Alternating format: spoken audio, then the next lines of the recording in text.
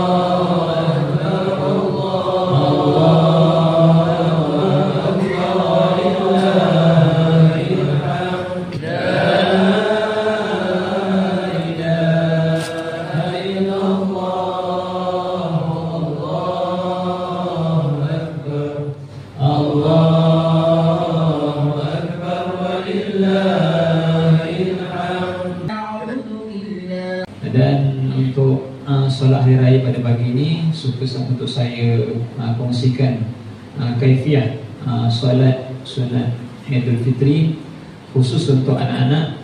Allahu Akbar, Allahu Akbar.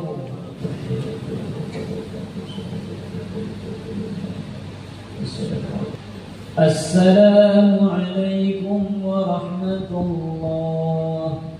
Assalamualaikum warahmatullah. Assalamualaikum warahmatullahi wabarakatuh. Ma'asyiral muslimin wa zumratal mu'minin rahimakumullah. Hadirin muslimin muslimat yang dikasihi Allah Subhanahu wa taala sekalian, pada pagi Idul Fitri yang mulia dan penuh keberkatan ini, marilah kita sama-sama memperbanyakkan rasa syukur serta mempertingkatkan lagi ketakwaan kita kepada Allah Subhanahu wa taala dengan sebenar-benar takwa, ketakwaan yang bersungguh-sungguh sehingga kita benar-benar merasai rasa tanggungjawab untuk mentaati segala perintah Allah Subhanahu wa taala dan meninggalkan segala perkara yang dilarangnya. Mudah-mudahan kita semua diberi keberkatan, perlindungan dan kejayaan dunia dan akhirat. Marilah sama-sama kita hayati khutbah Idul Fitri pada tahun ini bertajuk kembali kepada fitrah. Allahu Akbar, Allahu Akbar, Allahu Akbar walillahil hamd. Hadirin sekalian, pada pagi yang penuh berbahagia ini, kita berkumpul dalam suasana gembira menyambut Idul Fitri setelah sebulan bermujahadah, bersusah payah.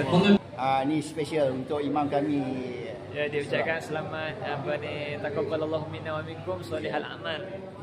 Minal aidin wal faizin wa kullu am wa antum bikhair. Mudah-mudahan Allah terima ibadah kita.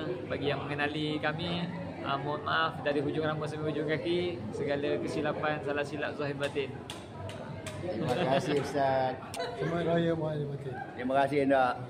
Ustaz, selamat raya bang. Selamat raya Mak Aidil Batin. Selamat raya. Mak Aidil Batin. Selamat Raya Mak Aidil Batin. Selamat Raya Mak Aidil Batin. Oh, selamat raya. Selamat raya. Raya. Kau hapus dah salah dengan aku. Kau salah ke? Mak Aidil Batin. Bagi ucapan sikit. Selamat raya. Selamat Raya. Mak Aidil Raya. Sama-sama.